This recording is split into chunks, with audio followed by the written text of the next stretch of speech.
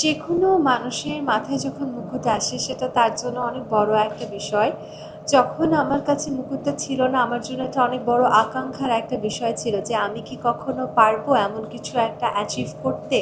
বা আমি সবসময় দেখতাম যে বিভিন্ন বিউটি প্যাজেন্টে মানুষ যখন মুকুটগুলো পাচ্ছে, তাদের জন্য তাদের স্বপ্ন পূরণ হওয়ার যে একটা ছল ছল চোখের অনুভূতি, আমি সবসময় সেটার আশা করতাম।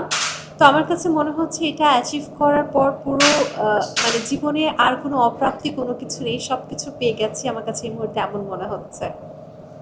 আরেকটা অনুভূতি যখন বিদেশের মাটি থেকে জয় করে এসে বাংলাদেশের মাটিতে পা রাখলেন, চেনা বাতাস, চেনা মুখ, চেনা মানুষ, কিন্তু বদলে যাওয়া এক অমানসিক সেই মুহূর্তের অনুভূতি আমি জানতে চাই। আমার কাছে মনে হয় খুব একটা আমি বদলে যাইনি, হয়তো বদলে গেছে আমার পদবি, হয়তো এতদিন সবাই আমাকে উপস্থাপিকা তমা বলে চিনতো, হয়তো এর সাথে যুক্ত হয়েছে একটা ইন্টারন্যাশনাল টাইটেল, তবে মানুষ হিসেবে আমি ঠিক তেমনই আছি। এবং আমার দেশের যে বাতাস, যে মানুষ, সে মানুষগুলো আসলে আমাকে অনেক বেশি ভালোবাসা দিচ্ছে, এটা খুব ভালো লাগছে। মানুষ হিসেবেও হয়তো খুব একটা বদলানোর সুযোগ নেই, তবে অনেক কিছু শিখে এসেছি, সেগুলোকে প্রয়োগ করার একটা জায়গা পেয়েছি, এটাই এখন আমার কাছে যথেষ্ট। জয়ী হওয়া মানে হচ্ছে অনেককে পরাজিত করে তাদের মন ভেঙে জয়ী হওয়া। কতজনকে টপকে আপনার এই মুকুটটা অর্জন করতে হয়েছে? আমার কাছে মনে হয় প্রতিটা মানুষ তার নিজ নিজ অঙ্গনে নিজ নিজ দেশে জনপ্রিয় এবং তারা সেখান থেকে ওয়েল ট্রেন্ড। তো সেক্ষেত্রে অন্য মানুষের মন ভাঙার চেয়েও বড় যে প্রশ্নটা আসে যে কতটুকু নিজেকে ডেভেলপ করা হয়েছে। আমি কখনোই কল্পনা করিনি যে আমি জিতবো, বাট আমি জিততে পেরেছি। বিশ্বের অনেক দেশ থেকে সেখানে মানুষেরা এসেছিলেন এবং তারা দেখা যাচ্ছে সবাই অনেক ওয়েল ট্রেন্ড, তারা অনেক দেখতে অনেক সুন্দর, তারা অনেকে দেখা যাচ্ছে প্রফেশনাল মডেল এবং তারা হয়তো আমার চেয়েও অনেক বেশি ওয়েট ম্যানেজমেন্টের দিকে এগিয়ে আছে, সব দিক থেকে ভালো। কিন্তু যে কোনো কন্টেস্টে আসলে শুধুমাত্র বিউটি থাকলেই হয় না, তার সামগ্রিক সব কিছুকে আসলে মাথায় রাখতে হয় যে সে কতটা টাইম মেনটেন করে, সে কতটা কাইন্ড, সে কীভাবে আসলে জীবনকে ভাবে, সে কীভাবে তার মুকুটটাকে কাজে লাগাতে পারবে, সব কিছু মিলে আসলে যে কোনো কম্পিটিশনে একজন উইনারকে অ্যানাউন্স করা হয়। তো সেক্ষেত্রে বিশ্বের প্রায় 40টা দেশের মতো আমাদের সাথে পার্টিসিপেটরা ছিলেন, যারা ধাপে ধাপে বিভিন্ন সময় বিভিন্নভাবে এলিমিনেট হয়ে গিয়েছিলেন এবং শেষ পর্যন্ত আমি থাকতে পেরেছি এবং শেষ পর্যন্ত আমি আসলে জিততে পেরেছি, এটাই আমার কাছে এখন সবচেয়ে বড় পাওয়া বলে মনে হচ্ছে।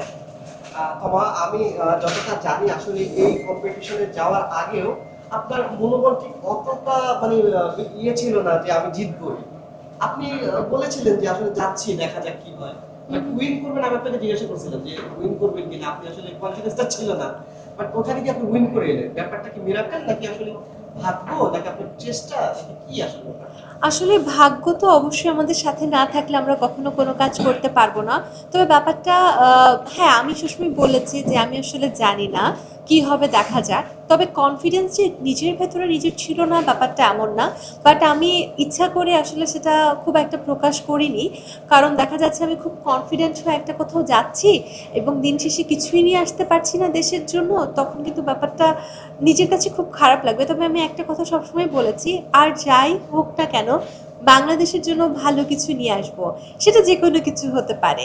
এবং সেখানে যাওয়ার পরে দেখা যাচ্ছে যে আমি নিজেকে নিজে যেভাবে ট্রেন করেছি, দেখুন আমার কম্পিটিশনে আমার প্রতিদিন আমি নিজে সকাল 4টা বাজে উঠতাম, ঠিক ভোর 4টা বাজে ঘুম থেকে উঠতাম, আমার নিজের মেকওভার নিজে করতে হতো, নিজে রেডি হয়ে আমি 6টা বাজে ব্রেকফাস্ট টেবিলে বসতাম।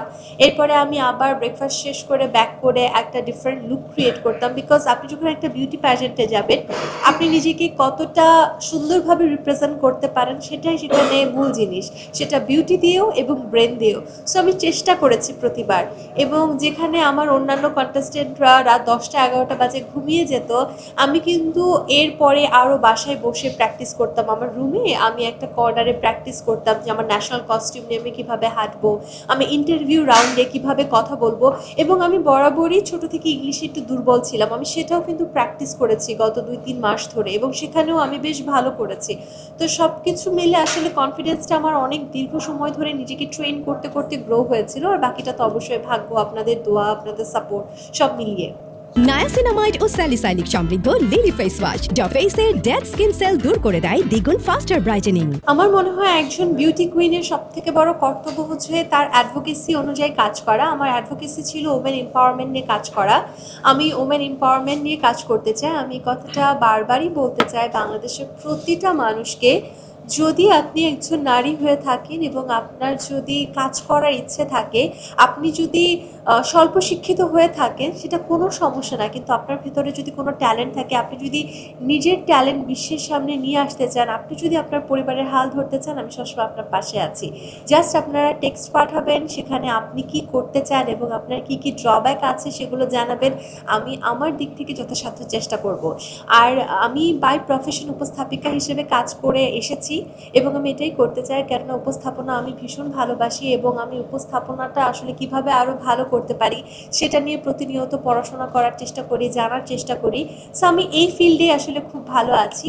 নাটক বা সিনেমায় আমি হুট করে আসলে কি করব বা কিভাবে করব আমি জানি না, বা সেই হিসেব করে আমার সেই ট্রেনিংটা নিয়ে আমি পারবো না। আমি উপস্থাপনা করছি, আমি টুকটাক কন্টেন্ট ক্রিয়েশন করছি, আমি ফটোশ্যুট করছি, আপাতত এই জনরাগুলোতেই থাকতে চাই। তবে আমার সাথে যায় এমন কোনো কাজ যদি নাটকে বা সিনেমায় আসে, তাহলে সেটা আমি করব। বাণিজ্যিকভাবে হয়তো কোনো সিনেমায় আমাকে কখনো দেখা যাবে না। ইন্ডিপেন্ডেন্ট ইন্টারন্যাশনাল যেটা খুবই নতুন আসা একটা প্ল্যাটফর্ম, এবং দুটোকে কখনোই আসলে আপনাদের মার্চ করা উচিত না, বিকজ দুটো আলাদা। এবং মিস ইউনিভার্সে আমাদের দেশের, বিশ্বাস করুন, আমাদের দেশের গর্ব মিথিলা আপু, যিনি এত বড় একটা আসরে গিয়ে বাংলাদেশের নাম এত দূর পর্যন্ত নিয়ে গিয়েছে। সো এখানে আসলে আমার সাথে মিথিলা আপুর কোনো কম্পারিজনই হয় না। মিথিলা আপু একজন মডেল এবং সে সম্পূর্ণভাবে ফিট একজন বিউটি কুইন। আর আমি যেখানে গিয়েছি সেখানে আমি আমার দিক থেকে চেষ্টা করেছি। মিস ইউনিভার্সের মতো একটা মঞ্চে যদি আমি থাকতাম, হয়তো আমি টপ 30 কেন, টপ 100-এও হয়তো যেতে পারতাম না, বা আমি হয়তো কখনো সিলেক্টই হতাম না বাংলাদেশ থেকে। সো দুজনকে কখনোই এক করা উচিত না। আর পোশাকের ব্যাপারটা আসলে দেখুন, সব জায়গায় একটা ক্রাইটেরিয়া থাকে। আমি জানি না কেন যে আপনারা এই ক্রাইটেরিয়াটা বুঝতে পারছেন না। আমার প্যাজেন্টে এক ধরনের ক্রাইটেরিয়া ছিল, সেখানে অন্য ধরনের ক্রাইটেরিয়া ছিল। সো দুটো প্যাজেন্ট আলাদা, পোশাকের ক্রাইটেরিয়া আলাদা, সেগমেন্টস আলাদা, দুটোকে মিক্স করা আসলে কখনোই উচিত না। এটাতে আসলে মিস ইউনিভার্সেরও অসম্মান হচ্ছে এবং আমার প্যাজেন্ট ইন্ডিপেন্ডেন্ট ইন্টারন্যাশনাল এটারও অসম্মান হচ্ছে। এবং আমি আসলে এই সংঘ সম্মেলনের মাধ্যমে একটি কথা বলতে চাই, আমি আমার প্যাজেন্টে যা কিছু করতে পেরেছি এর পুরো বড় একটা অংশ আমি সবসময় মিথিলা আপুকে থ্যাংক ইউ বলবো। কেননা মিথিলা আপু যেভাবে নিজেকে রিপ্রেজেন্ট করেছে, সেখান থেকে আমি সেই সাহসটা পেয়েছি যে একজন বাংলাদেশের মেয়ে বিদেশে গেলে সে নিজেকে কীভাবে রিপ্রেজেন্ট করতে পারবে, কিভাবে তাকাতে হয়, কিভাবে দাঁড়াতে হয়, কতটুকু হাসতে হয়। আমি কিন্তু মিথিলা আপুর ভিডিও দেখে সেগুলো প্র্যাকটিস করার চেষ্টা করেছি এবং আমি আমার প্যাজেন্টে যাওয়ার পর আমি প্রত্যেকটা মানুষকে বলেছি, দেখো সে মিথিলা আপু আমাদের দেশের গর্ব। সো আমার মনে হয় আমাদের দুজনকে মিলানো একদম উচিত না। উইথ ডিউ রেসপেক্ট, আমি মিথিলা আপুকে প্রচণ্ড পছন্দ করি এবং তার কাছ থেকে আমি পুরো ইন্সপিরেশনটা নিয়েছি। এবং আমি আমার জার্নি শুরু করার আগে এবং শেষ করার পর আমি মিথিলা আপুকে ইনবক্সও করেছি যে আপু আপনি আমার ইন্সপিরেশন। সো এখানে আমার প্যাজেন্ট, মিথিলাপুর প্যাজেন্ট দুটোকে কোনোভাবেই অ্যাড করা উচিত না। যেটা পোশাকের ব্যাপার আপনারা বারবার বলছেন, দেখুন আমার ফিটনেস অনুযায়ী বা আমার প্রেফারেন্স অনুযায়ী আমি যেটা পরেছি সেটা বেশি আমি পড়তে পারতাম না, আমাকে ভালো লাগতো না।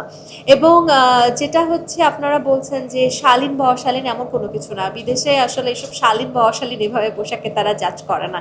সো দুটোকে অ্যাড করা একদম উচিত হবে না। আপনার প্রাসঙ্গিক একটা প্রশ্ন করি, সেটা হচ্ছে যেহেতু মিথিলা আপুর বিষয়টা আসছে, এখানে হচ্ছে সোশ্যাল মিডিয়া হচ্ছে একটা কন্ট্রোভার্সি হচ্ছে, সেটা হচ্ছে যে আপনি একমাত্র মিস ইন্ডিপেন্ডেন্ট হয়েছেন। আসলে ব্যাপারটা আসলে কি, যে মিসেস বা হচ্ছে ব্যাপারটা আসলে যদি ক্লিয়ার করতে লাগে। আচ্ছা, আমার প্যাজেন্ট যেটা ইন্ডিপেন্ডেন্ট প্যাজেন্ট, সেখান থেকে আমি গিয়েছি। আমি একজন মিসেস ইন্ডিপেন্ডেন্ট ইন্টারন্যাশনাল 2026 হিসেবে আমি উইনার হয়েছি এবং এই টাইটেল আমি ব্যতীত এর আগে বাংলাদেশের কেউ পায়নি। মিসেস ইন্ডিপেন্ডেন্ট ইন্টারন্যাশনাল আমি ব্যতীত এর আগে বাংলাদেশের কেউ পায়নি। তবে এর আগে মিস ক্যাটাগরিতে বাংলাদেশের উইনার ছিলেন, মিসেস ক্যাটাগরিতে বাংলাদেশের উইনার ছিলেন এবং অনলাইন প্যাজেন্টেও বাংলাদেশের উইনার ছিলেন। বাট আমার প্যাজেন্ট ইন্ডিপেন্ডেন্ট প্যাজেন্টে মিসেস ইন্ডিপেন্ডেন্ট ইন্টারন্যাশনাল এই প্রথম আমি হয়েছি। নায়াসিনামাইড ও স্যালিসাইলিক সমৃদ্ধ লিলি ফেস ওয়াশ যা ফেসের ডেড স্কিন সেল দূর করে দেয় দ্বিগুণ ফাস্টার ব্রাইটেনিং।